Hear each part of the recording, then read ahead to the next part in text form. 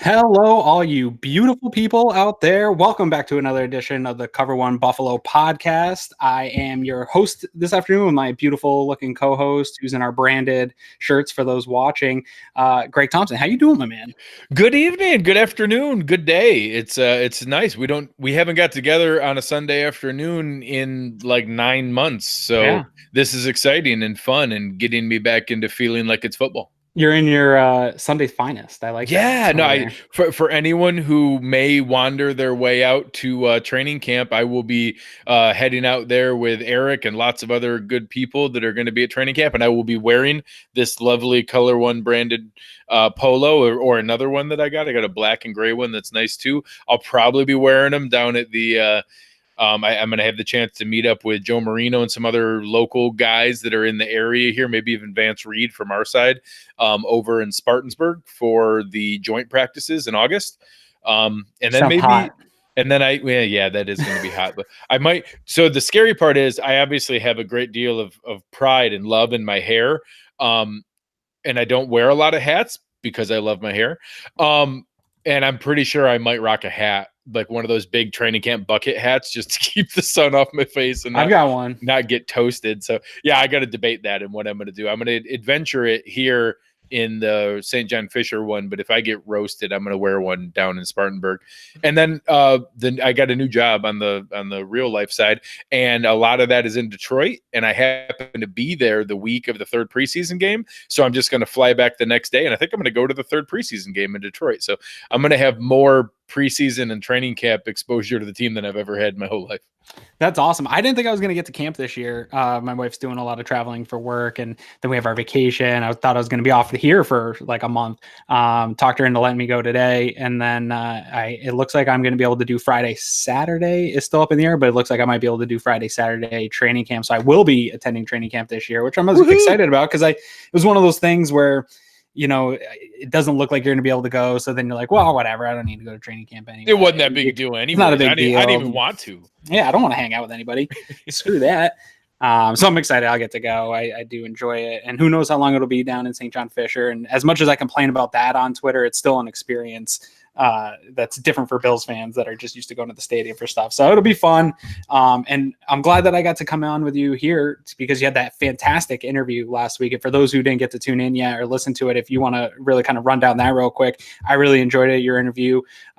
So tell us kind of what happened there and tell people to go back and hear that.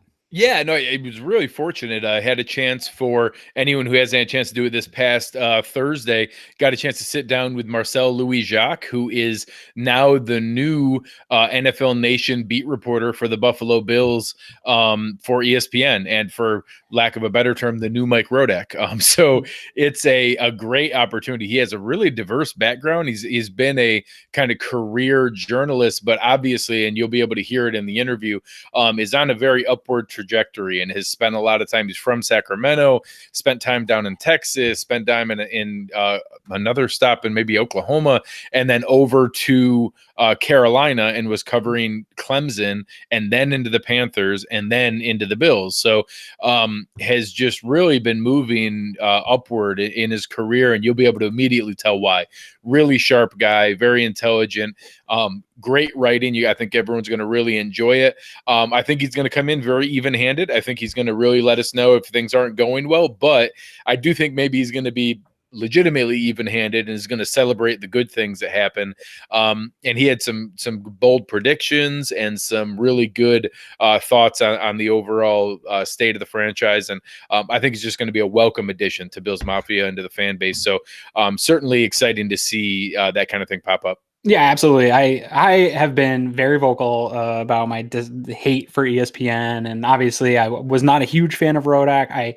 Rodak was a special guy to me because I disliked a lot of his persona and shtick and how he delivered his message, but at the same time, I respected his work ethic, and he actually did do a good job presenting a lot of the information that other guys weren't getting. He was one of the go-to, like when contracts would come out, Rodak was on top of it. He always had the numbers. He did have a lot of inside scoops, and almost every guy on the beat said he was one of the hardest working beat guys in the business. So no matter how you feel about how he was, you have to respect that. And I do think that we'll miss his pessimistic view on a lot of the way he framed tweets or framed articles, because it is fun to have that, um, person that you're just kind of poking fun at. And every time he tweets, everybody gets all riled up. But I do think this new edition is going to be fantastic. I like how you framed it too, a level-headed, isn't going to look for the pessimistic view. I think that's going to be a welcome addition for the national media, because we have this chip on our shoulder as Bills fans, as people from Buffalo, that we really want to prove that we are on par, or at least an acceptable city franchise. And I think as long as you don't always have the pessimistic view, you're going to be welcome and embraced. So definitely go check out that interview. While you're over there, check out everything that we're doing right now at cover1.net. The guys are putting out a ton of great content. As always, we're going to get you really, I think it's going to be one of the best spots to go during training camp. We are always on fire during training camp between Rob, Fernando, Eric, our team of writers here at the podcast. We just added the Kevin and Jason show with Kevin Masser and Jason.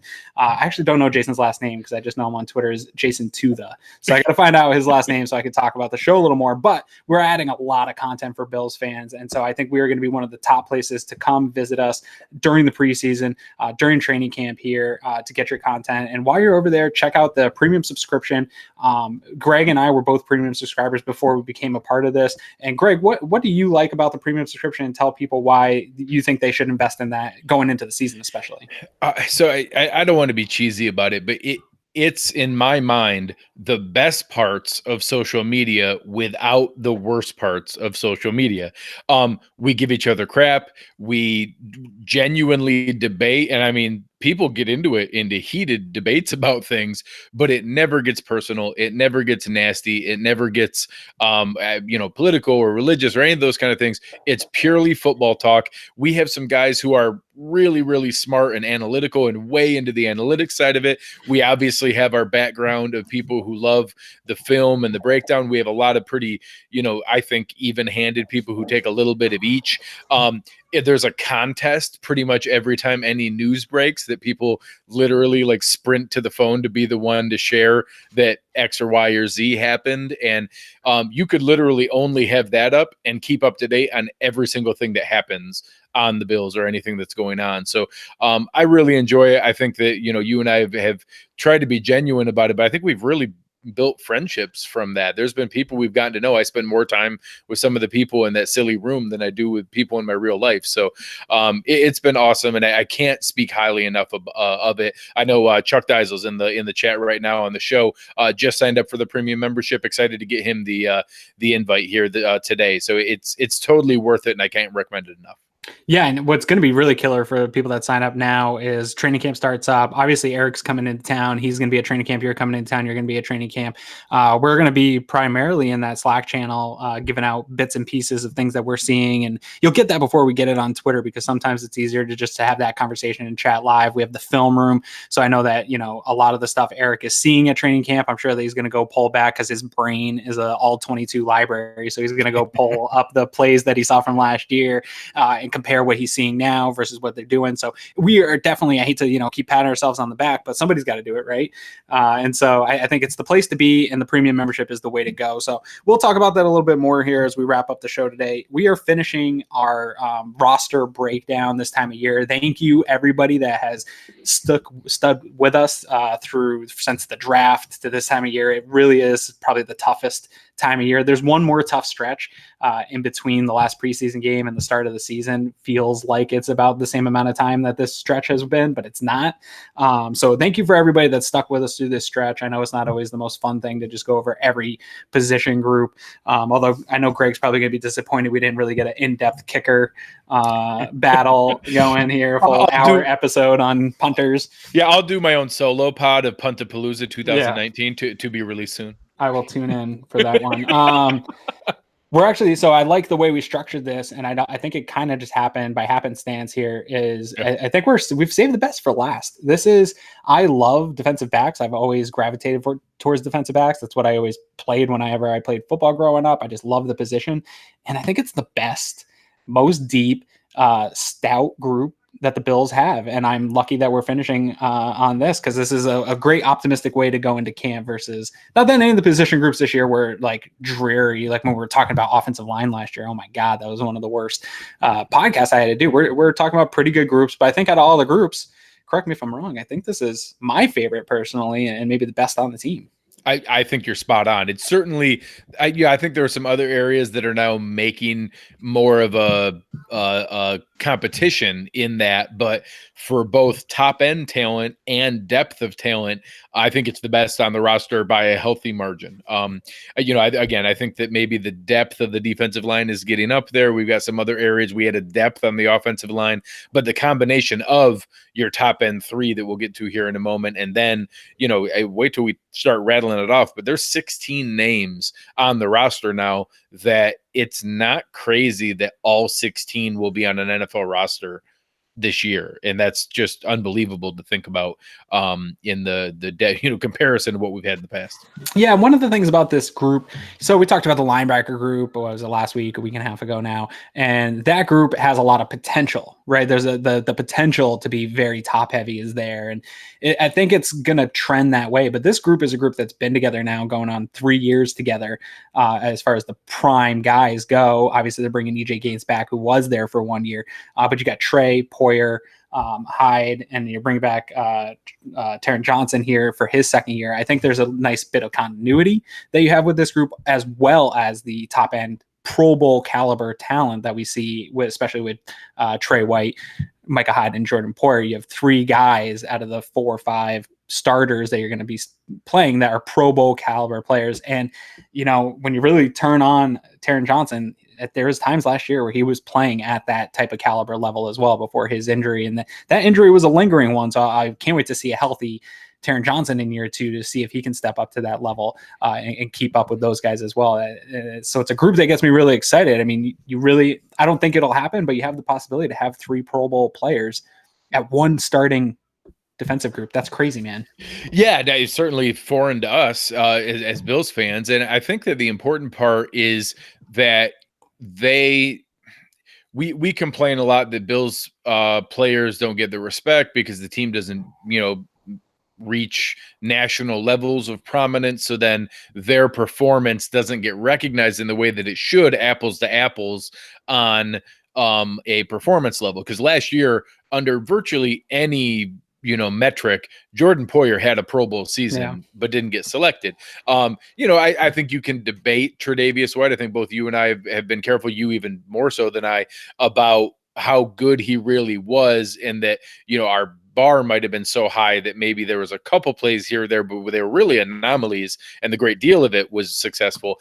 I kind of think it will go hand in hand this year, because if the team does well and maybe makes a playoff type run, or is, like we've thrown around a lot, in the hunt consistently, it will be because of these guys. And maybe that'll go hand in hand in getting the attention that's needed for a top ranked defense, and maybe some postseason recognition awards that I think are very much in play for sure 3 out of these guys. No, I got you here, and you are a numbers cap, thinking of the future constantly thing. And the only concern that I have, because we're not going to talk about whether or not these guys, where their role is. We know the role of these top 3 guys. We know where they stand with this team, and we know the importance of the team. So we don't have to spend a lot of time talking, projecting this season for them. But what I want to talk about these 3 guys specifically is there is a lot coming ahead of us here. Maybe not for the 2019 season, but we saw what safeties got paid this offseason. And a lot of people on Twitter have killed me for years about there's no value in safety. They almost compare it to running backs. You can just kind of bring in guys and play safety. I totally disagree with that. I think there is a lot of value in safeties. It's a passing league. Safety dictates a lot of what the quarterback does. In this particular case, these guys are somewhat interchangeable, and they really can disguise 2 even veteran quarterbacks and really create some confusion while staying in a relatively base look and defense, where they're not doing anything totally crazy like Mike Pettin was throwing exotic looks. They're just able to blend because their athleticism, their inability to interchange. Anyways, to get to the point, these guys are really linchpins of what Sean McDermott and Leslie Frazier are trying to build with this defense. Those contracts are all going to come up in a relative close span. I know that we see this money that's going to be there for next year and future draft picks and things like that, but they want to sign their own guys.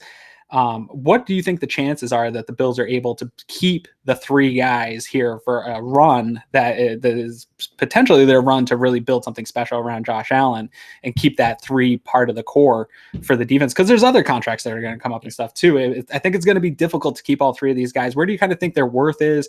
Do you think there's early extensions in the works for some of these guys? And are we able to keep 3 out of 3?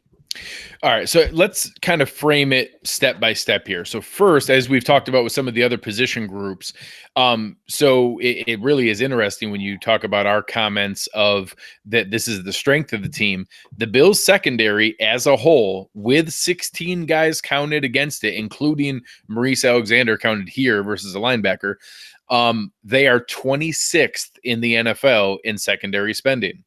So that's because Trey is on a rookie deal. Taron Johnson's on a rookie deal. Levi Wallace is on a rookie deal. Poyer's on a modest. Micah Hyde is only at $6.6 million, and Jordan Poyer's at a very favorable $4.3 million. So that combination comes in play that right now we're not paying them a lot at all.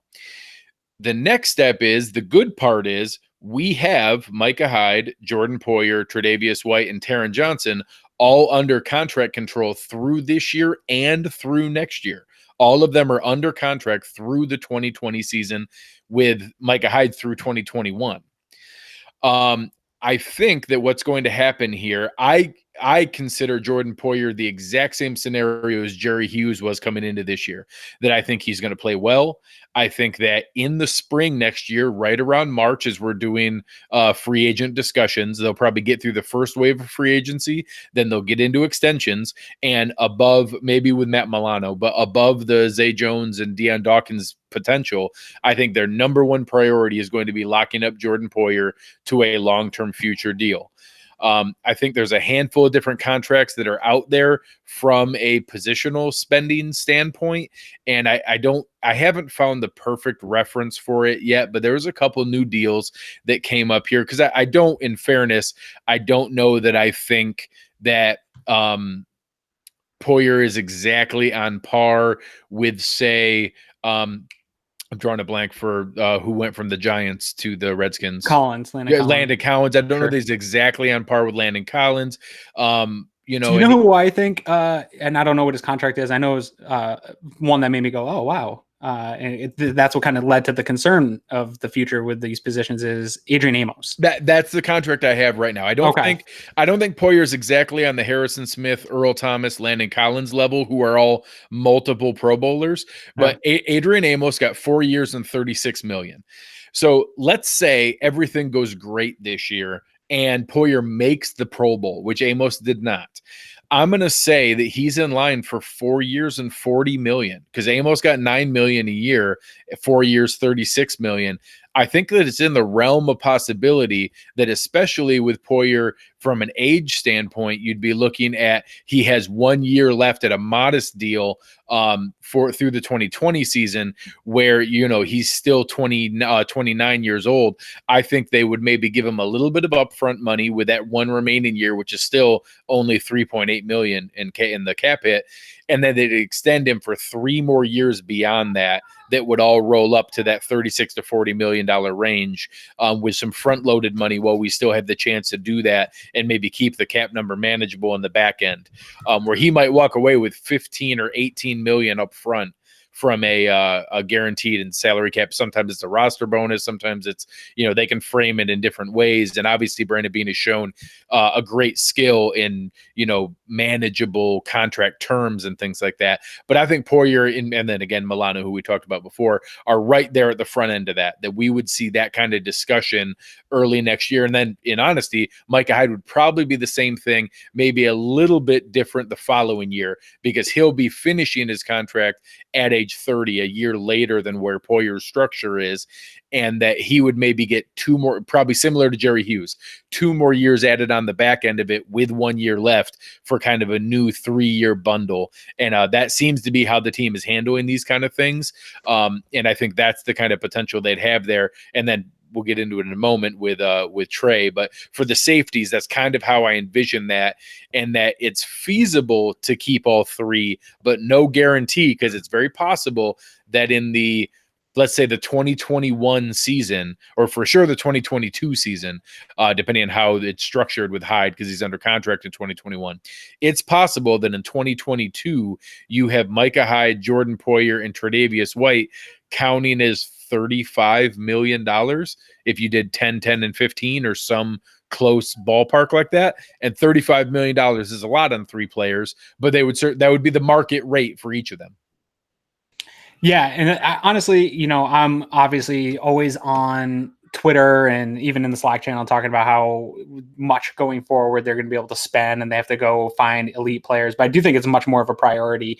I'd be happier if they did those moves and signed these guys long term than let them walk and bring in some elite player at another position. I think that these guys going forward are really part of the plan that they need to keep together because they are such an integral part of this defense that I really don't even care if I think that your numbers that you were talking about with like a similar to Amos deal is fine, but I would actually be fine if they inflated the value of these guys. And I know that there's probably a lot of people online that don't want to overpay for anybody, but I think sometimes when it comes down to keeping your own guys and keeping continuity in the locker room and these important aspects, I think it's worth maybe paying a little bit more sometimes. I know you want to get the hometown discount and stuff, but these guys want to get paid. They see, don't kid yourself that both Micah Hyde and Jordan Poyer saw what some of these safeties were getting paid this offseason, so they know where their value sits.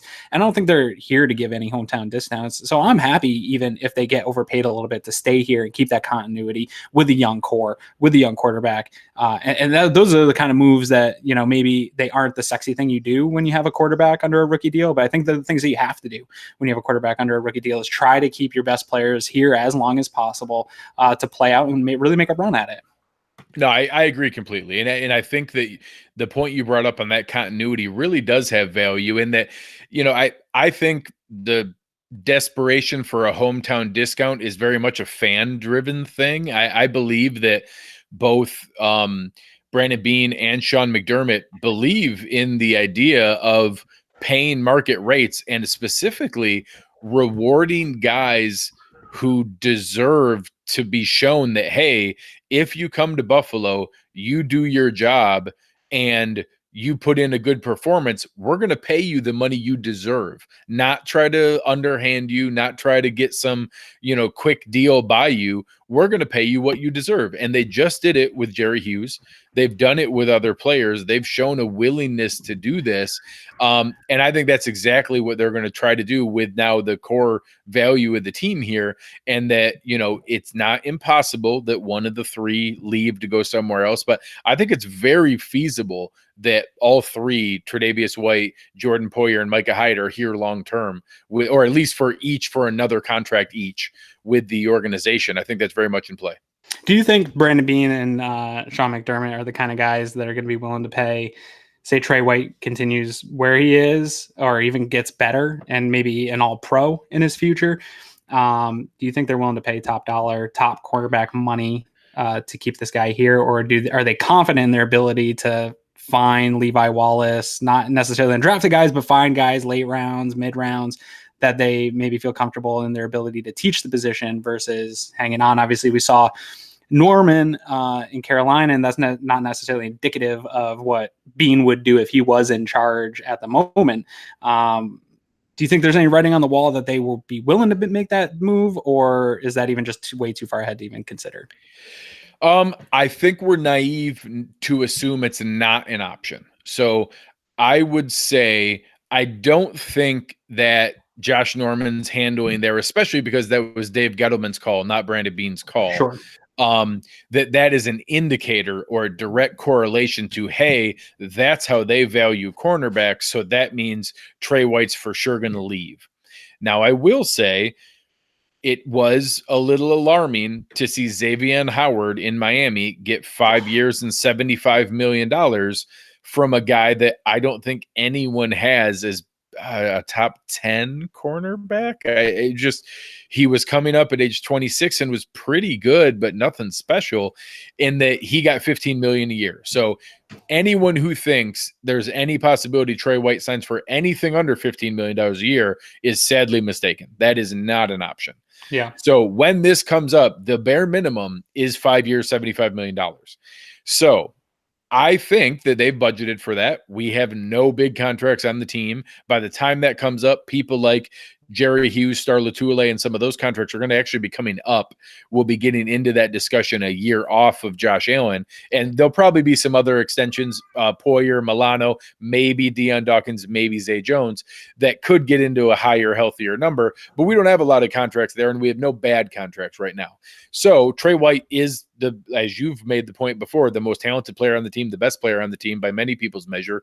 That's who you want to sign. So I do think that that's there and in the writing. There also is a path where we could do the 5th-year option, which would take Trey into a decent spot where we'd be able to have him fully under existing contract control through 2021. So in this year in 2019, in 2020 under his rookie contract, the 5th-year option in 2021, that's 3 more years, and a franchise year in 2022, probably around 15 million for the 1-year deal there. So you could have him at 4 more years and then in theory let him walk, where maybe at that time, what did Levi Wallace turn into? In those 4 drafts, did we get another stellar talent at corner? So there's way too many variables that could come into play in that window to say that absolutely not, we have to sign Trey White no matter what. Now, I want to sign Trey White. I think it should be a top priority, and I think they should be happy to pay him top of market money because he's playing great, and that would be a wonderful problem to have.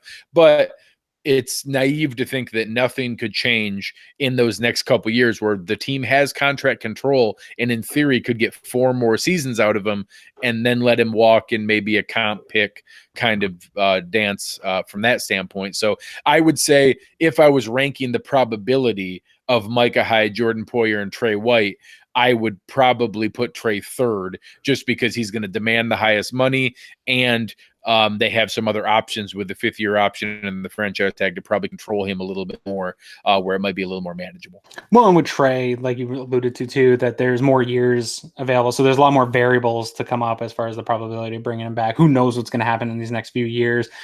These guys, being in McDermott might not even be here. And then it's a totally, new regime. They don't have any attachment to him. Who knows what's going to happen? But I think Poyer is in the immediate future here in the next year. And I think that he's going to get paid well. And I think that he's earned it. I think for me, I think Trey, I've always been on my soapbox for Trey, and that I think he's the most talented player on this team. And I do think he's the best player on the Bills, but I think Jordan Poyer is actually my favorite Buffalo Bills player. I love his game. I think that he really sets the tone for the defense and how they play. And as long as he's in, I feel very comfortable that with the safety position, and Micah Hyde's the same way. So I think going forward, if they can, solidify those 2 guys, I think it's the most important. And like you said, there's so much time and variables in between now and when Trey White is actually due to get paid that, it's kind of a wait and see thing. So let's get into some of these guys though, behind this top 3, because we could talk about those guys all day long. Let's split it up into the 2 segments as we go into the rest of them here. You want to do safeties or corners? Yeah, let's go into safeties, because there was a move made this week, obviously out of nowhere. Raphael Bush decides to retire. I think that that's totally fine. What I heard is he had told the team during this break that he was going to contemplate this and take a look at it and think about it. And again, this is something we talked about a lot on this show. This team has 0 leaks. Normally, a move like this would be something that people would hear about, and they say, oh, he's speculating retiring. They've been talking to Curt Coleman. No, instead, PR press release comes out. He's retired. We're bringing in Curt Coleman, and that's that. So it kind of just came out of nowhere the other day. We saw that. But I don't think there was anything crazy about Raphael Bush retiring. He's in the twilight of his career. He had a productive season. He probably went through the OTA stuff and said, you know what, man, my body's just not there, or I just don't have the passion anymore, whatever it is. I'm ready to take my, whatever it is, $9 to $10 million in career earnings and walk away. Good for him. I'm happy for him. He's walking away with his legs intact. And I mean, that's all you can ask for as an NFL player. And they bring in a guy, Curt Coleman. I know you want to kind of discuss some of the, a lot of takes on if it was a negative gain, a negative loss on Twitter. And I know pre-show here, we were talking about your thoughts on that. So I'm going to kind of hand the floor over to you and hear your thoughts on whether or not that was a gain or net loss.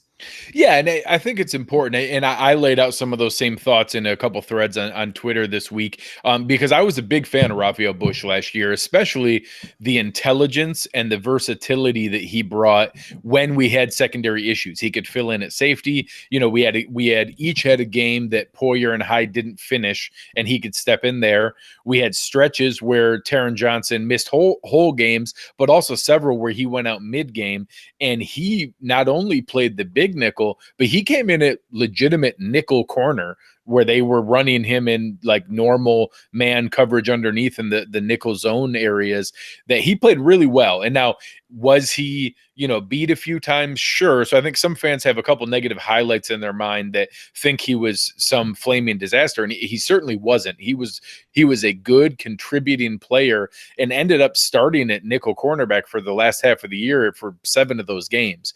So I think that he really brought a fair amount to the table, but he was going into his age 32 season. He had completed 9 NFL seasons, made almost $10 million in career earnings, and is walking out on his own terms, not because he got hurt, got cut, couldn't make it anymore. He knew that if he wanted to come back and fight for this, he had a, let's say, 50-50 shot to make the roster and could have been that veteran presence again in that locker room. So I respect the fact that he decided to walk away. One thing I will say, though, is he was pretty much a career role player backup.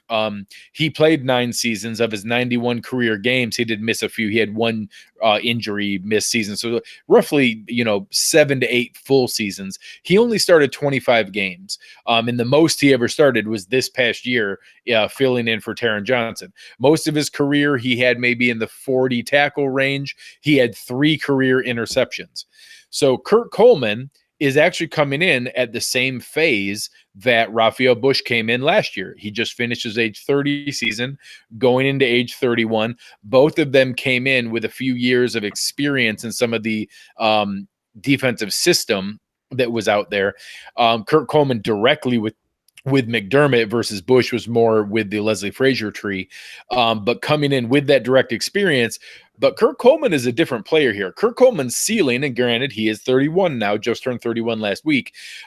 He has started 83 career games, has several seasons with 76, 89, 88, 95 tackles. Instead of 3 career interceptions, he has 21 career interceptions.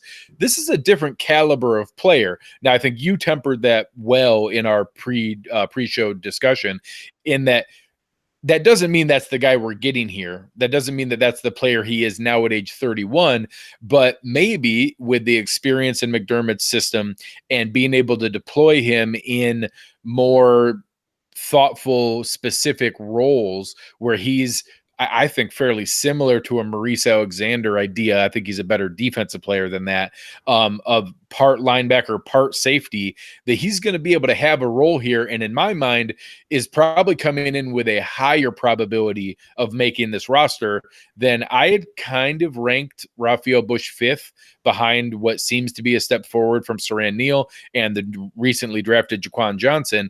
And now Curt Coleman has brought that into question. So we'll get to some of the other safeties in a minute here, but now I've been looking at, hey, how often do 6th round picks get waived and go on to practice squads? And I've been researching some of those things because I think Curt Coleman has a higher probability of making this roster than where I had ranked Raphael Bush in this discussion. So I think you're right that we shouldn't get excited like we added some third starting safety to be behind Micah Hyde and Jordan Poyer. But I will say, I do think that Curt Coleman is a slight upgrade to Raphael Bush with additional ceiling, to where if they recapture some of what he is and he has a little juice left in his legs, could be more than a slight upgrade and could actually be a material upgrade. So where I'm at with it is there's a reason that he was still out there on the market as a free agent at this point in the off season, and he could have very easily retired, not having any looks before this. I don't know if he had any visits or anything like that. I didn't see anything about it, but he's been available. And if the Bills saw him as a actual upgrade to Bush, I feel like maybe that they would have made some type of move to get him in earlier. So I really do think it's almost an even addition subtraction for me, unless I get proven otherwise here in the training camp portion. But I do like that he has more experience coming into it. I think the experience is something that you just can't have enough of, and they lost some of it with Kyle Williams. So gaining more experience in this room is a good thing. I have no problem with that. I also think that he's a guy that knows where his role is at this point in his career. I think he knows that he was out on the market longer than maybe he expected to be, especially having gotten a pretty decent contract with the Saints. Was it last year that he was with the Saints? And he had a pretty decent deal. So I think that maybe this was a little bit of a shock to him as you get older in the league and realize that maybe you aren't as valuable as you think you are. But I think he knows where his role is. And I think that McDermott and Bean probably laid that out pretty specific with him, where his role is. And in an ideal world, we don't need him to come in and do any more than Raphael Bush did last year, and hopefully a little bit less, because we only saw a lot of Raphael Bush because of Taron Johnson's injury and because of games where we had to have him finish a game for Poyer or Hyde. We don't want that in an ideal world. But unfortunately, this is the NFL, and it is a marathon, and these injuries are going to happen, especially at this position where cornerbacks are involved in a lot of plays. It's a high-passing league. Guys are going to go down. So it feels good to have that veteran depth at this position, because I really think, and like you said, we'll talk about these other guys in a second. I think you have that top-end talent that we touched on earlier. I think Coleman is just the step down at this point in his career where he can come in and he's not going to make the huge mistakes and put you in position that when he does have to come in and play, that you feel like, oh man, now here's the weak link on the defense. I think after that, it is a substantial, you start to take a step down from this guy. And that doesn't mean that there's not talent here on this roster, but it's more potential than it is proven NFL talent. And so I think it's nice for them, with having Raphael Bush go with a guy that I think they felt comfortable with, to immediately bring in another guy that McDermott at least feels comfortable and says, hey, this guy can come in immediately and we're not going to be leaking everywhere. Where these other guys still have some development to go. You touched on, Sarah Neal, and we have Dean Marlowe, and then the rookie Jaquan Johnson. Mo Alexander, we kind of talked about in the linebackers. He's more special teams. I don't expect him to get a lot of defensive snaps this year, so he's not a guy that I'm really on my radar that Mo Alexander is going to come in and play safety for anybody. So I do think, though, there's going to be a really interesting camp battle here between those three guys, between Marlowe, Neal, and Jaquan Johnson. And I don't know that they're tied to any one of these guys enough. I know we invested a draft pick in Johnson, but, I mean, it's kind of poop or get off the pot early in this guy's career that it might be hard to put him on a practice squad. So he's really got to ball out this year if he wants to be on this roster, I think. And what's the shame of that is I really like Sarah Neal. So if Sarah Neal doesn't take a step forward this year, he could be the odd man out. It's going to be one of the more fun battles to watch, that last safety position. I think it's going to come down to special teams. Mo Alexander might have the edge there. What do you think with these four guys? And are we even fitting Mo Alexander in at safety or linebacker? Or do you have to kind of talk about him at both? So I think that he has a little bit of a role in both, but again, way more so on the special team side. And it has more to do with who he's bumping off the roster. Because I do think with his special teams expertise and the fact that he kind of feels like Heath Farwell's handpicked guy here, that it's more so of not what does he play, but who does he cost a roster spot. And I'm going to say that he has a higher probability of costing Deion Lacey a roster spot than being the reason that, say, Dean Marlowe doesn't make the roster, or that they're choosing between Jaquan Johnson or Saran Neal. So I'm going to count him more in my mind as a linebacker. And he'll be round out that sixth linebacker spot after your, Milano, Zoe, Tremaine Edmonds, Voshan Joseph, and Julian Stanford, and that I think he'll be that sixth guy technically there in the same way that Tywan Jones had to count as a running back. Right. But I am going to count him more there, even though most of his career has been at safety, and Spot Track and Pro Football Reference count him as a safety. But we're going to count him there because the team lists him as a linebacker, and I think that's more so where he fits into the spot. So let's talk about the other guys separately. So I would rank it that I kind of think Curt Coleman comes in from a reality standpoint third, but I'll say with how much time and energy they put into Saran Neal, he was a 5th round pick, which isn't a big difference from a 6th rounder, but a little bit higher than Jaquan Johnson. Dean Marlowe was a street free agent who got cut last year and re-signed. And I know you and I have had some time, you specifically, I think yesterday met them, the Bruce and Nick and Nolan show and Bruce exclusive jokes all the time that Dean Marlowe doesn't need to make the roster because literally Sean McDermott can call him any random Tuesday and he could be ready to go and on the active roster that Sunday. So that's half joke. I do think that they could release him and they could be like, hey, stay in shape because if we need you, we'll just sign you during the week and you can come right back on and we'll add you back to the roster. And they've done that the past 2 years with him jockeying back and forth between the two. But I do think it's going to come down to how quickly does Jaquan Johnson show special teams ability, because Siran Neal at least made up for that last year. He wasn't ready on defense, but he contributed on special teams. What does Curt Coleman have left in his legs? What kind of juice does he have left? And then is Siran Neal making the step forward that fans want? Because we're going to get into it when we get into corners here, but I don't think it's very likely that we keep 5 safeties and 5 cornerbacks. So then it's going to get into a battle, and we'll kind of end the show here with, in my mind, 4 or 5 guys fighting for 2 or 3 spots, that it's going to be really tight. And we are going to have at least one prominent secondary name that I think gets cut. I think in a perfect world for me, just on paper, and it's nothing personal to any of the players here because it's going to be a tough battle. I think it's going to be obviously Poyer, Hyde, Coleman. I think he's pretty close, unless he gets into training camp and just doesn't have it anymore and says, you know what, I got to call it quits. I don't have what I thought I did.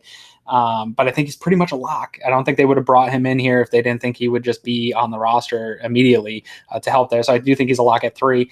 I think it's Siran Neal for me. And then they are going to try to tuck Johnson in on a practice squad. I think that's really the only way to get him in on this roster because, like you said, the cornerback position, defensive backs is a group, but you still have to isolate it by position. And I think that they like him enough where they use the draft pick on him, so they want to keep him. But I think I'll have to see your research on how many 6th-round picks have been tucked in under practice squads before, but it's a higher probability than what people think from everything that I've seen. I think it is. And the Bills might value him a lot more than maybe other teams do. And other teams probably have guys like a Johnson that they also want to tuck in on their practice squad. So I don't think that unless he totally balls out, and we've talked about this problem with almost every position group where if that one guy just balls out, and that's a great problem to have where you're wondering if you should tuck him in on the practice squad or not. At this position though, I feel okay where if Johnson, even if he balls out and they still feel like they have to put him out on the practice squad, I think they have enough young talent where I'm not going to be salty if he goes on to another team and plays well in the future. You know what I mean? Even though that's a draft pick and an asset you used, there's enough young talent. It's not like they're, obviously you're keeping Coleman, but you have that young talent and a lot of young core in place where I'm not going to be too salty about him being the guy that was just cut because there was too much talent at this position. But I think they'll be able to sneak him in on the practice squad. I don't have a ton of worries yet. Obviously, we have a few weeks here in training camp where that could totally change. But I think that he's definitely a developmental guy. But I think it's a big training camp here for Siran Neal in year 2. And it's getting quicker and quicker where guys have to come in and make an impact to really keep their roster spot. But I think Siran Neal's got a guy that really is a guy to watch this summer, that how much of a leap forward has he taken? And can he also be a guy? I know we say Mo Alexander was a pick by the special teams coach, handpicked, and you have a couple other guys at different positions that are primarily special teams players. Siran Neal was thought to become that guy in the NFL. Can he be that guy and solidify a spot that way? Yeah, I think that it's interesting. There's enough beat reporters and guys in the mini camps and OTAs with a pretty steady positive drumbeat around Siran Neal that I have a positive outlook. But when you start to look at, probability of making rosters, you start looking at some of these different metrics. So for Curt Coleman, like I was kind of bracing people, I think he's maybe a little better than what fans realize, but we don't know where he is at this age. So last year, I think the Bills wanted Curt Coleman. I think he was their choice over Raphael Bush, but the Saints came in and paid him $6.3 million. So this isn't some guy who's been kicking around on minimum deals. He's made more than double the money that Raphael Bush made in his career. And his last handful of years have been at $6 and $6.3 million. So he's been a well-respected player in the NFL because those teams have, signed him to good deals. The same idea that there's not a huge difference in draft rankings and things like that, but there is a difference in probability by round, and a 5th round pick has a higher chance of making rosters than a 6th. And Jaquan Johnson was actually a late 6th, almost into the 7th round, where his percentage chance of making the roster in the first year around the NFL is about 65%. So that's not to say that it's likely Jaquan Johnson is going to get cut or going to get moved onto the practice squad, but 65% is not a slam dunk around the NFL. That means 35% of guys drafted late in the 6th round or later do not get kept on their rookie deal and get drafted and then waived. And probably most teams try to snag them on the practice squad because you thought enough of them to draft them. So I do think that we'll see where that percentage plays out. I think, honestly, with this signing of Curt Coleman and, again, the corners we're about to get into, I might put Jaquan Johnson even a little bit lower than that, maybe lower than 50, closer to 40 or 30%. But he's got a chance to show out here in training camp. He's got a chance to be able to show that he's capable of doing this. But if Siran Neal, who is already a higher draft investment, has already showed some potential, had a lot of versatility playing cornerback and linebacker and safety in college, playing all over on special teams last year, I think he checks a lot of boxes of what you want in a backup safety. I think that Jaquan Johnson has an uphill battle to be able to beat that out. And then, in all honesty, I think Dean Marlowe has a chance, but I'm going to put him at 5 to 10% chance, in that something weird would have to happen in an injury, or that both of the young guys just completely plummet and that they both are potential to get onto a practice squad. But I think Dean Marlowe is very much in that priority free agent list who's going to be told, hey, keep in shape. We might need you back at any point. But that I think he has a pretty uphill climb to be able to make it. Yeah, I agree. And I do think it's going to come down to probably 4 spots there, because I really think, let's get into these cornerbacks now, because this is a position that really excites me. And I think they're going to try to keep 5 of them. I think that there's maybe a few variables here where a guy just can't stay healthy or whatever it is. But this position group, I love Trey. We talked about Trey.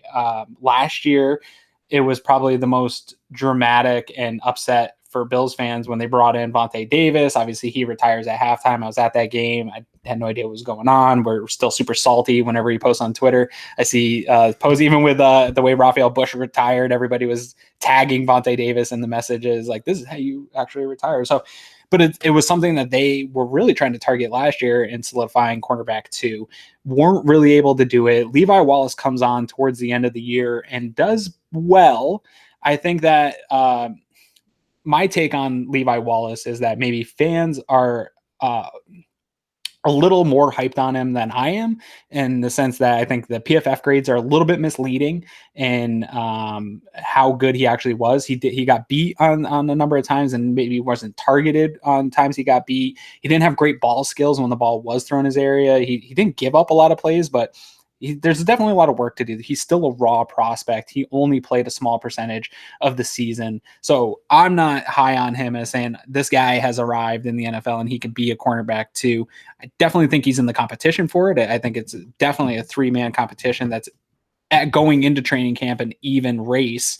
And they're going to have an interesting time of how they split these reps between Gaines, Johnson, and Wallace. And I'm not really sure who's going to come out the victor in this race, but right now, I wasn't high on him, but after OTAs and hearing a lot about him and hearing the way Leslie Frazier was talking about him, and even heard Sean McDermott talking about him, I think Kevin Johnson might be this diamond in the rough that maybe he never lives up to his draft potential, but he can get somewhere close to where he was drafted, where these other guys are just kind of guys, I think, maybe. Yeah, no, I think you're spot on. And I think that the chance that he's coming in and not being asked to come in and be a number 1 corner, which is what he was drafted. When you're drafted 11th overall, that's what you're drafted to be. You're supposed to come in and be a star shutdown corner. And he always showed the potential in Carolina or in Houston, and actually had a great rookie year with a lot of high thoughts. And then the injury started. So if we can come in and harness the potential of a 6 foot, top 10, top 11 pick potential, who had absolutely elite short area quickness skills in the combine, then that gives us a lot of possibility here to utilize him in bits and pieces. And I actually think we've been having this debate about the receivers in the Slack channel all the time about, hey, who's going to play what, and is somebody going to be left out? And I've been trying to make the point of that I don't know that anyone is going to get all of the run and that everybody is going to get their shot amongst those four. I think there's a possibility of that here in the secondary, in that depending on the looks and the makeup, I don't think Trey Poyer or Micah Hyde are coming off the field at all. I think they're going to play 99+% of snaps in every scenario. But maybe there's a week where a big nickel makes more sense. And the nickel snaps are 60-40 with more Curt Coleman or more Saran Neal and less Taron Johnson. Maybe there's a team that runs 4 wide all the time, and we want both Taron Johnson and EJ Gaines in the slot, ready to cover their shifty, Cole Beasley type receivers. Maybe there's games where we go back and forth and that Kevin Johnson and Levi Wallace have different tendencies or different capabilities. Maybe it's a week where there's a bigger receiver that we're playing and we'd like Kevin Johnson's height versus Levi Wallace's technique and effort. I think that there's a little bit back and forth there where they can not only manage egos, manage buy-in, manage contribution, but also manage snaps, because Taron Johnson, Levi Wallace, EJ Gaines, and Kevin Johnson all have an extensive injury history. Mm-hmm. So being able to juggle that and keep them all fresh, one, assuming that none of the 4 have an injury this year, history would tell us that's naive at best. So likely this depth is going to reward that if somebody misses 3 or 4 games, we don't really miss all that much because the other guys are pretty, replaceable value level, and that they're pretty similar in value. But maybe that also can be smart where we can manage everybody's snaps, not expose them to as much, and hopefully keep them all fresh together to have the rest of those guys make up, so where I think 5 to 6 guys are going to regularly play defensive snaps. 3 of them might take up all of those snaps. So then you're talking about another 3 to 4 guys who can use up, say, 200% of the snaps. Everybody gets 60 to 70%, and it all makes sense depending on the matchups and kind of juggles around there. And we're able to keep everybody involved without having to depend on any one guy. And if a guy just completely goes lights out and Kevin Johnson harnesses all of his potential and stays healthy, nobody's beating that out. If he harnesses his physical potential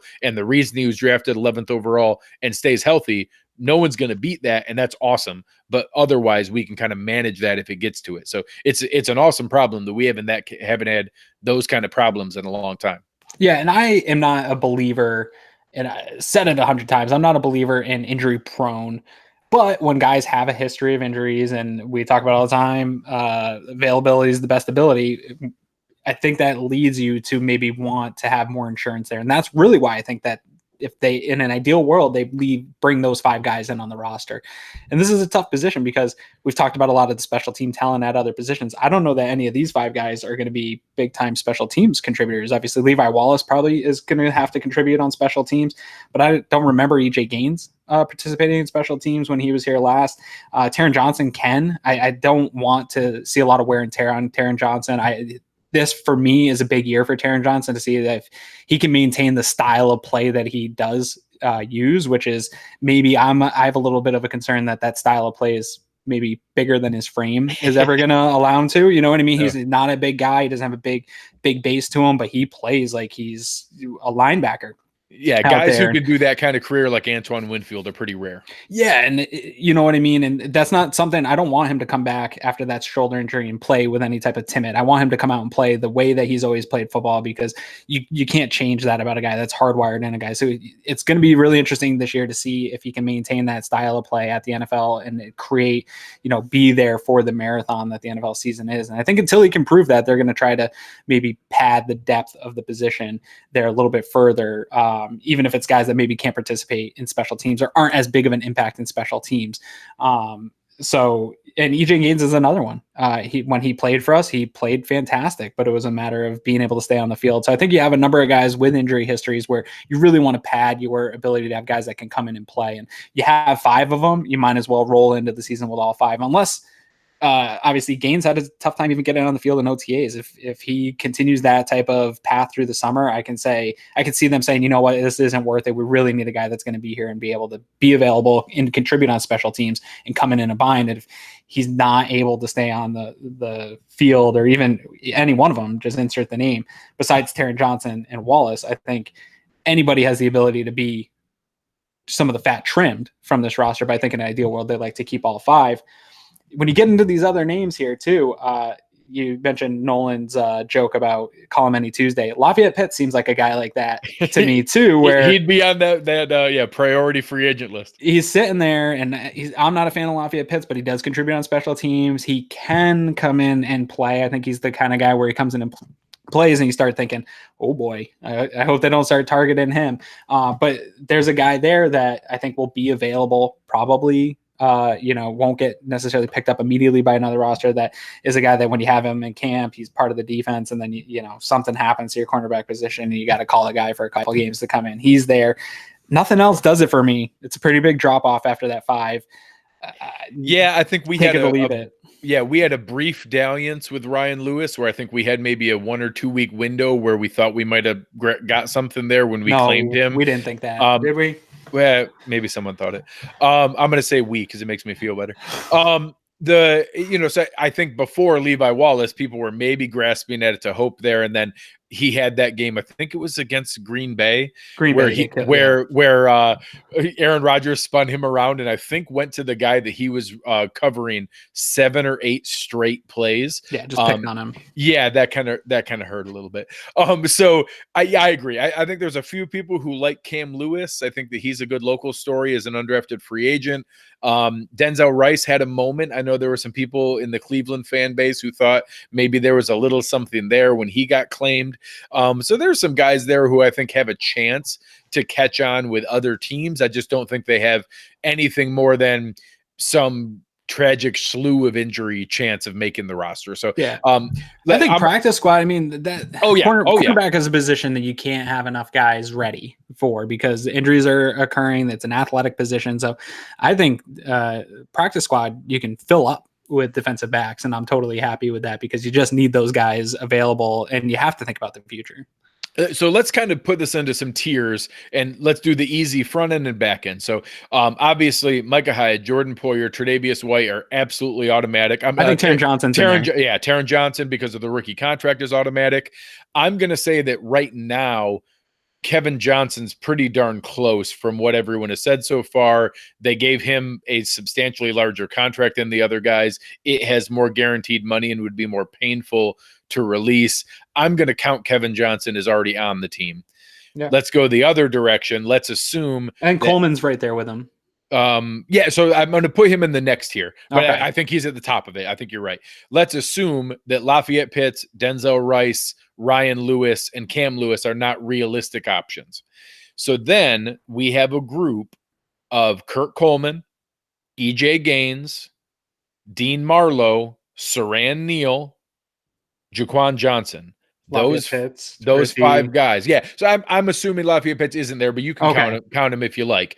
I think those 5 guys are fighting for 3 spots. Mm-hmm. So if those 5 guys are fighting for 3 spots, who are you picking out of Curt Coleman, EJ Gaines, Dean Marlowe, Saran Neal, and Jaquan Johnson? I'm going with Coleman, Neal, and Gaines. Yeah, personally. I agree. I think you're right. Coleman's probably pretty close to the same idea as Kevin Johnson. It sounds now there haven't been formally released yet, but our friend Ian Rappaport, who has said that he got $1 million guaranteed up front with $2 million in incentives based on playing time and snaps and some other incentives that are there. So that sounds like it's pretty much on par with EJ Gaines, a little bit behind Kevin Johnson, but more than the other, street free agent level. And I would say that might have been as much of why he was still a free agent. There were actually a handful of decent names still out there that signed this weekend that I think didn't really want to do OTAs, didn't want to do mini camps, were maybe waiting for an injury to happen to have a better chance at playing time. And I personally think Curt Coleman was a little bit closer to that camp than, say, the on the verge of retirement, nobody wants me camp, but that may be optimistic. But either way, there are certainly guys like that who are waiting until this weekend to get signed for camp.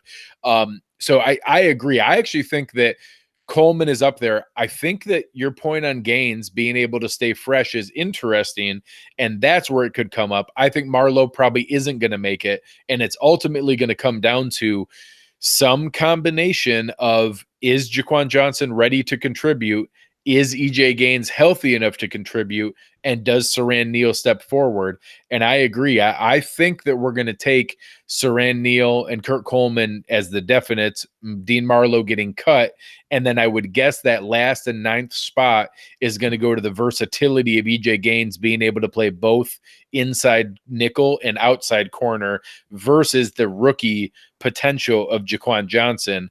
And that maybe they try to sneak Johnson onto the practice squad. But again, those names I just rattled off there's not a lot of special teams in EJ Gaines' history. No. There's not a lot of special teams in Kevin Johnson's history. That could be the tiebreaker that gets Jaquan Johnson to get there. If you all of a sudden get Jaquan Johnson with some special teams contributions and some injuries from EJ Gaines, you could get that same conversation we're talking about with Dean Marlowe with EJ Gaines to say, hey, you're not going to make the opening 53. We're not going to guarantee your contract, but maybe we bring you back week 2. Let's see how things go here. I would lean towards Gaines right now, but it's probably in my mind 60-40 Gaines to Jaquan Johnson for that 9th DB spot. But at some point, because every position we talked about, there's guys that can play teams, and you can only bring so many of those guys that are contributors in special teams in, and I think special teams as a whole is going to have a net positive just having Danny Crossman not be in the building, right? There's going to be a net gain from it not being Danny Crossman as the coach. And I think that there's going to be rookie contributors. There's going to be guys. There's guys that can play special teams on this roster. So I don't think it's unfounded that if your cornerbacks, maybe only one or two of them that aren't playing are special teams guys. And I think it's a conversation that I have a lot, and I think we've talked about here is coaches like to lean on proven production, especially proven production that they've seen, right? That they've experienced. So Curt Coleman, as an example, McDermott's been there with him. They've been in battle together. And EJ Gaines is another guy that when he is healthy, they've seen the production. They can trust him. We saw when EJ Gaines left, Trey White said something. I think Micah Hyde said something, and Jordan Porter all said something on Twitter about losing a brother on the team, and that he was an integral part of what they were able to do that season.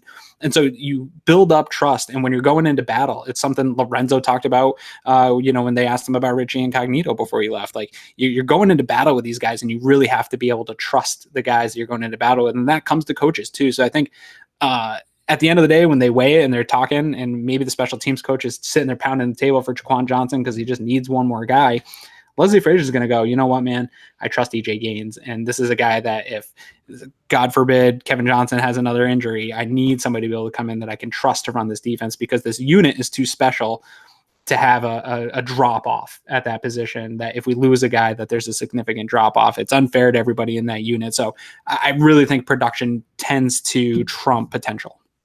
I agree, and I think that a lot of the fans in the chat here, we've had a lot of similar comments, and I think that I get dismissive about it, and I try not to be this way, but I think the Madden approach gets in a lot of folks' heads, because I was the exact same way, where I would build Madden franchises. This is 15 years ago when I would sit there when you had time to play Madden. Yeah, when I actually had time to play Madden. And my entire roster wouldn't have a single guy like over the age of 26. Yeah, because I would want every rookie contract and every young guy who could develop. And if you got to like 27 or 28, it's, oh my God, that's old. I don't want that anymore. And people need to realize that's not how you build a locker room. That's not how you develop. Matter of fact, the development of those young guys is because of having that experienced veteran in each room. And now you still have to balance that. You can't pick a lesser player just because they're a veteran presence. And we debated that, where you get into, I think that borderline is there for like a Patrick DeMarco type. I think that Deion Lacey was kind of that veteran special teams guy last year, and I don't think he's going to make it now.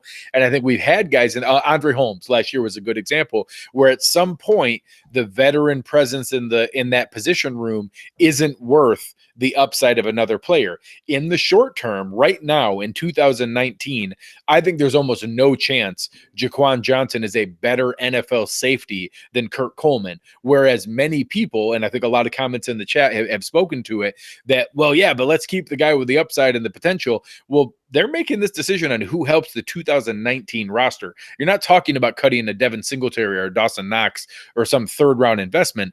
Only 65% of these late 6th round picks make rosters anyways. And you can, because of where he was drafted, you can probably snag him on the practice squad anyways. So I think that those are the kind of things that are going to come into play here. And the guy who can actually come in and contribute right now in 2019 is going to have that leg up. And I think that that's where this second year of Saran Neal, maybe the veteran presence of Dean Marlowe, or more specifically, probably the positional versatility of EJ Gaines may trump the long-term potential and the 6th round pick investment of a Jaquan Johnson. These are the best conversations to have. I'm so heading into this season. I'm typically optimistic this time of year. It's where I start to really bump up my purchases of Bills goods as we get into this time of year. But I'm particularly feeling optimistic in a I don't have to trick myself into being optimistic this year, where traditionally I have to kind of really look for it and say, well, if everything just really goes our way and this guy really progresses and that guy really progresses. I don't know.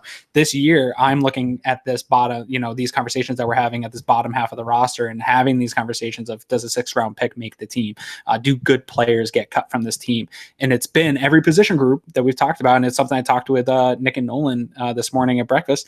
We were talking about the offensive line and good guys getting cut, and even on go through all the position groups, good guys may leave this team. And that optimism is so refreshing. And it really is almost like the 100-pound monkey off your back that, holy cow, we have other fan bases heard this, they would go nuts, but we have an average NFL roster across the board with depth. And that is so refreshing, and it's really cool.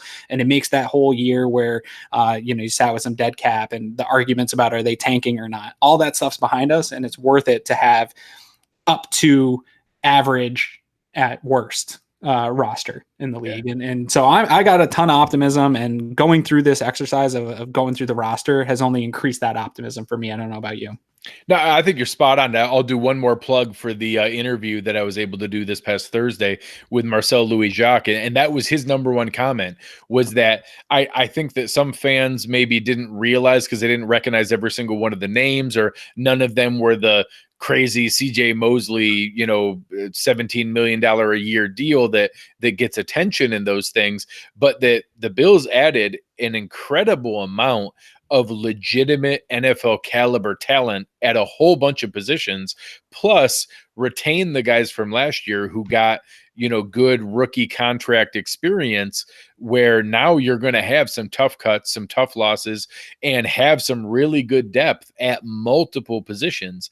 And that I think we're about to see the fruits of that labor. And that, would it be awesome to have more superstar, elite, all-pro level guys? Sure.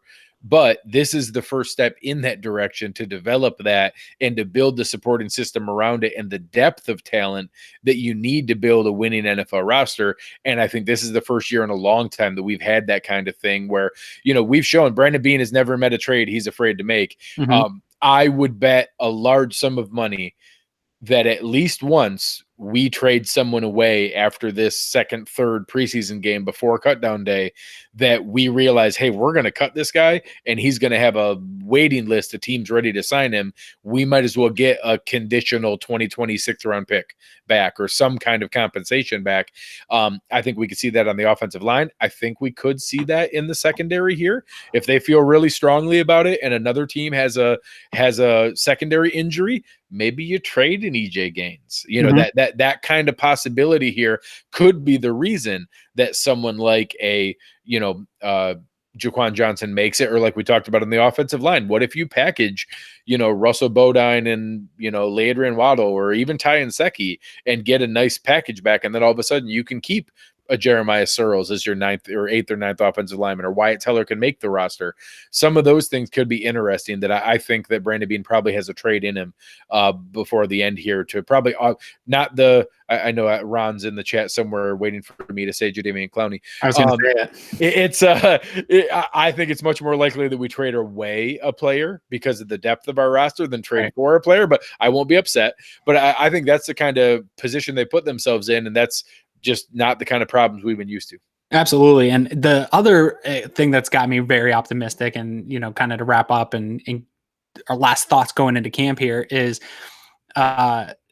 consistency in the coaching staff. Obviously, I was happy and calling for it all season for Danny Crossman to go, but in special teams is obviously a part of the game. And I don't know that it's as weighted as people say with all 3 phases. There is some weight to it though, because they lost games specifically because of special teams last year. So I think that isn't as bad, bringing in a new guy there. I think that's a net gain for the team, but the consistency of being able to keep your offensive coordinator going into a second year with your quarterback, and all the pieces that changed on that offense, but the system is still the same and the guy that's running it's still the same. Obviously, you're going into year 3 with Leslie Frazier. I think that consistency's got me very excited and a lot of optimism, because we've seen for years, Bills fans, before we brought in McDermott and Beane, I made a timeline that went from GM to coordinators, and the amount of overlap was almost, when you get down to the coordinator level was almost every year. Guys were changing, because if it doesn't work, it's the NFL, you got to fire him and bring in another guy. Even year 2 of consistency of your GM, head coach, and top coordinators is a big deal. And I have a lot of optimism that all those units are going to grow because of that continuity. And I know a lot of fans hate these coach speak terms, but they're terms and they're put around the league because they are things that matter. And so I'm excited to see what Daboll is going to be able to do with a lot of these guys. And this training camp is going to be a big insight for me, is this offense going to take a step forward under Brian Daboll? And, is Leslie Frazier finally going to start to get maybe some rumblings of a possible head coaching job down the future, because he is a guy that's had that experience before. And if this defense is a top 5 unit 3 years in a row, I think that there's a big potential that they're not able to keep him around. So the window here for thinking of success is starting to get tighter.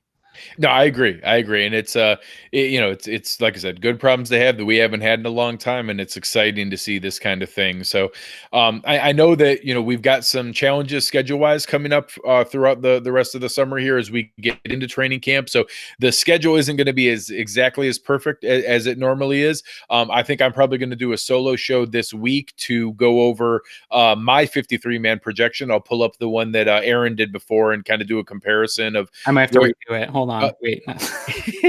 So that we'll be able to go in and kind of take a look at, going into camp before we see anybody's performance. What are we projecting as a 53-man roster?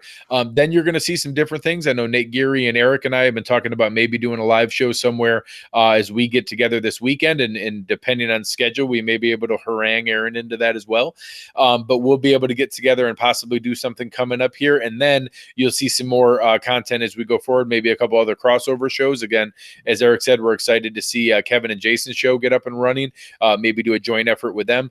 In the season, you're going to see the more regular schedule. Aaron and I will be together every post game on Sunday, every preview on Wednesday. You're going to see similar schedule from Kevin and Jason. They'll do Mondays to recap things that came in over the weekend, and then Thursday. So we'll have a lot more content coming to you each and every week, and a lot of exciting things going on. But in the coming weeks here, be flexible with us. We're all going to be traveling around trying to cover as much of camp as we can, sharing everything on Twitter, sharing everything in the premium Slack, and we'll continue to churn out some shows here, but they may be shuffled around depending on the travel for those things of when we put them out and produce them. But we'll keep them in front of you guys as quickly as we can. And where can people find you if they like what you have to say and want to interact with you here? Or if you're just willing to tolerate me and just want to troll you. What if they want to troll you? Yeah, if you just want to come troll me, give me a hard time, make fun of me, whatever it is, you can find me on the Twitter machine at Greg Thompsett, GregTompsett. Always having a good time, following back Bills fans, having fun, and going back and forth to kind of be able to hang out and use what exciting information we have here to share. So come out and find me. You can also find me an inappropriate amount of time in the premium Slack channel. My wife thinks that something's going on. I'm pretty sure she thinks I'm doing like work when I'm doing that, and I just kind of allow her to think that. But I spend a weird amount of time in the premium Slack channel, so you can come over there and see me there about 20 hours a day. Yeah, no, same. So if you become a premium member, you'll see Greg and I probably way too much. I don't know if that's a selling point for some people, but some might like it. You can find me at Aaron Quinn 716. I took a little bit of a break from Twitter. It's hard to take a break. I wanted to take a bit of a longer extended break from Twitter before the season started, but it's hard. And I love my Bills Mafia family on Twitter. So come find me there at Aaron Quinn 716. You follow everywhere Cover One is. Go to social media. You're smart enough to find us. Go find our handle. Follow Cover One. Make sure you head over to the premium subscription. Get on that before the season starts because you're going to want to be part of this moving forward into this season. I think it's going to be a really fun season for the Bills here with all these roster moves we talked about and the amount of talent that's on this team. So you're going to want to head over there. While you're here on YouTube, if you guys don't mind, head over, subscribe to our YouTube channel, and click the little bell next to the name, and that'll notify you whenever we go live. It's not just us. Everybody uses the YouTube, and sometimes Nate and Eric are going live, or just whenever content comes out. So if Eric makes a video and you want to know about it, you'll get a notification to your phone. If you click that notification, that matters a lot. If you listen to this on iTunes or wherever you listen to your podcast, if you can head over and give us a review, that really helps us to get us new listeners and really legitimize our podcast. We don't do this for money. We only do this for fun, but we want to continue to grow this and give Bills fans a place to listen to us for their regular content. So make sure you guys do that. And like Greg said, bear with us here through the next couple of weeks as our time slots change and stuff like that. We'll try, if you're following us on social media, we'll try to, get it out and promote it as much as possible when we hammer in times of when we're going to be live so that you're ready for it. But it's really important to click that little bell for the notifications. Download the Cover One app on iOS or Android, and you'll get push notifications for whenever podcasts come up or anything like that. So you don't want to miss any of the content because it's going to lots of content coming up here in the next month, 2 months here as we get ready for another fantastic Buffalo Bills season. Thanks, guys, for coming out with us on a Sunday, talking Bills with us. And we'll catch you here next week. And enjoy training camp, fellas. Talk to you soon. Take care, guys.